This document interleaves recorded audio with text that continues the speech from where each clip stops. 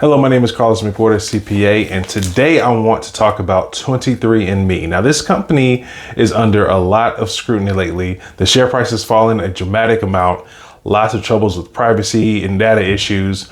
Their board, all 7 members, recently resigned, and they are being threatened by the Nasdaq to be delisted. So they have until November 4th to submit a plan going forward, or they risk being delisted from the Nasdaq. So let's go into a little bit of the background of this company.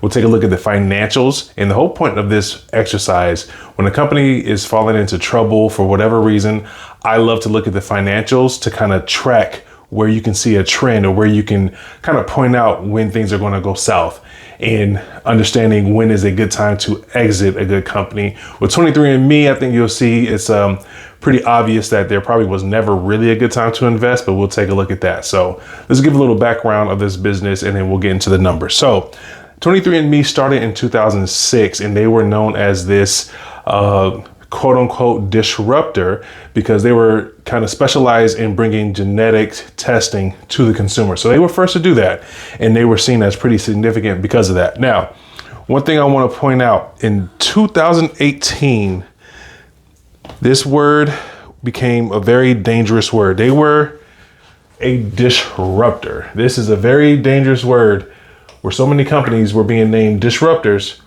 and assumed to be great investments. And of course, some of them were, but 2018, let's look, the 50 disruptor companies named by CNBC.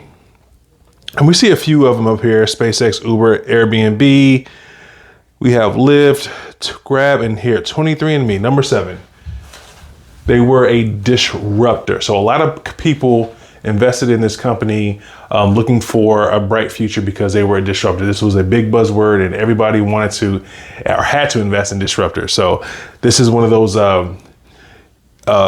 instances where there's a story of the business and people are investing in the story instead of the actual fundamentals or potential of the business.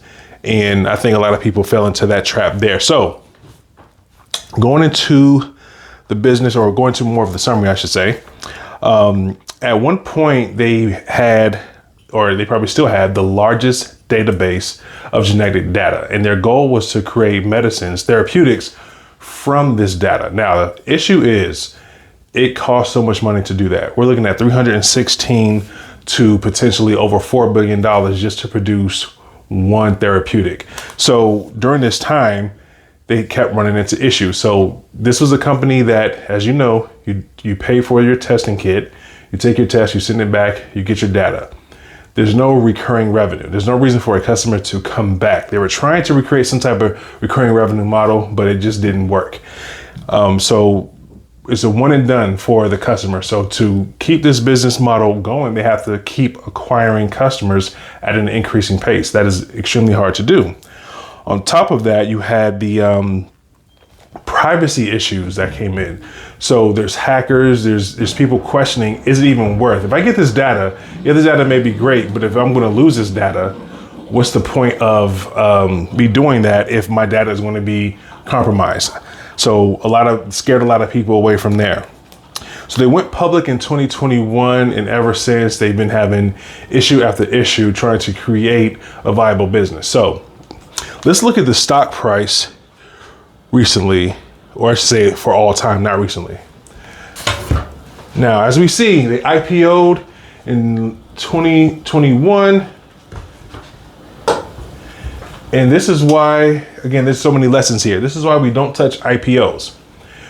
Even if a company is great, buying the IPO is a losing game. Often it's going to be overvalued because if you understand the way IPOs work, there's many players involved, not just the business that's going public, but even the underwriters. They benefit from overstating the price. So stay away from IPOs. If you want to buy into a company and it's going public, I say always stay away from IPOs. There's always going to be a better time in the future to buy that company, even if it's a great company. Peter Lynch teaches that lesson. So look, we see that they IPO'd, I think it was a stock price was over $200. And ever since then, it's been a pretty solid downtrend. coming down to right now $4.72. Now, they did a reverse stock split. So they did a 1 to 20 stock split. So for every one stock you had, for every 20 stocks you have, it rolled up into one. So they did that to consolidate some shares and to increase their stock price and make it look more appealing, because their stock before the stock split was actually below $1. They are right now a penny stock. Such a popular company, did very well branding, but didn't really have a great business model. So there's a difference between a great business and a great product. And I think that we're going to look at these numbers and see that a lot of people invested because they had a great experience with the product, not so much because the business was a great business model. So lesson number one, be careful with the story of the business, these disruptors. Not all of these disruptors are truly disruptors, and not all of them actually have a viable path going forward to have a business that adds value to the shareholders. And number two, IPOs, always stay away from them. Always wait for a better opportunity to buy into the business. Now, looking at these numbers, I'm not going to do a full analysis because there's really no need to. This is going to be a pretty quick review of these numbers. So I'm looking at the revenues. This company started in 2006, IPO'd in 2021. So you want a business to grow, especially if it's a newer business that's really trying to find their way. You want a company that's going to grow your money. That's why you're investing. You're putting your money into a stock to be protected and to grow. So number one, you want a company that is growing.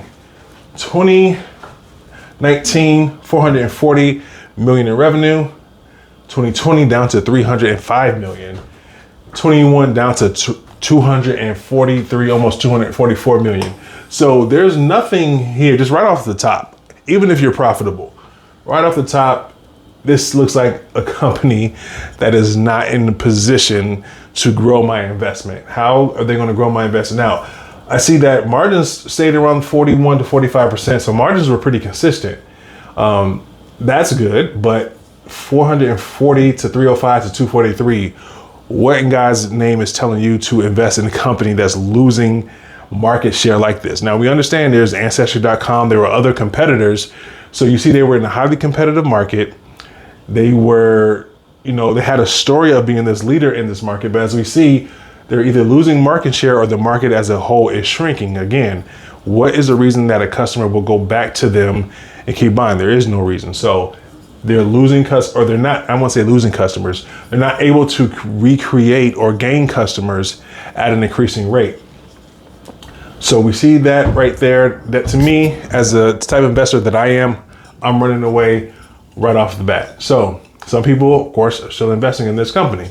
So 243, they went back up to 271, 299. Now they're back down to 219. So again, continuing to lose money.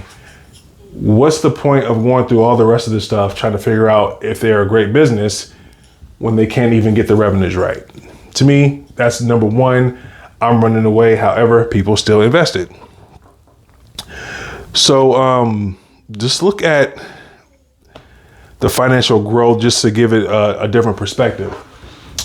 They went down 30%, down 20%, then back up 11, back up 10, then down another 26%. So since they've, I won't say since they've gone public, but I'll just say this, in the last 5 years, they're averaging about 11%, negative 11% in revenue growth. So they're declining at a rate of 11%.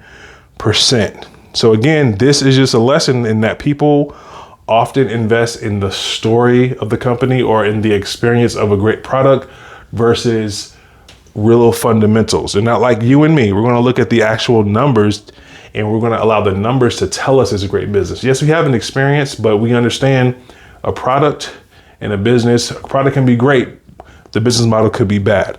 So there's lots of hedge fund managers that I study, and they stay away from companies like this because they always want a company that can easily recreate that customer. So like maybe a Coca-Cola or a Colgate-Palmolive, you got to keep buying toothpaste, those just consumer staples, or SaaS products where there's recurring revenue. Once you're in the company, once you subscribe, that business doesn't have to they have to work on customer loyalty, enhance the customer experience to keep you, because there is competition, but they don't have to continue to recreate the customer and get you to come back. You're already locked in. If you have an agreement or a month-to-month subscription, they understand that that's easier to scale a business when you have customers that are consistently paying you. So the lessons here: stay away from the companies that have a great story but don't have a great business model. Stay away from IPOs. We definitely want to be careful. I understand it could be exciting to get in at the quote unquote ground floor, but oftentimes IPOs drop drastically after they go public from that initial price. So that actually isn't the floor. Most of the time, they're going to fall significantly from the IPO. So always be careful there. And again, take time and look at the numbers. This is why I do this channel. This is why I do these videos, to walk through these numbers and actually have a logical process of reviewing the business before we think about investing. So I hope you enjoyed this video. I hope this was enlightening, and to see a company that has such popularity and at one point was such a big deal, looking at 6 and 7 years ago, and seeing how they never truly had a business model. Even though CNBC, top disruptor, even though their CEO was on CNBC being interviewed, there's a difference between marketing and running the business. They had great marketing, a great story, but not a great business model. So hope this video was helpful. Consider hitting the like button and subscribing to see more of these videos and stock analysis. Can't wait to see you in the next video.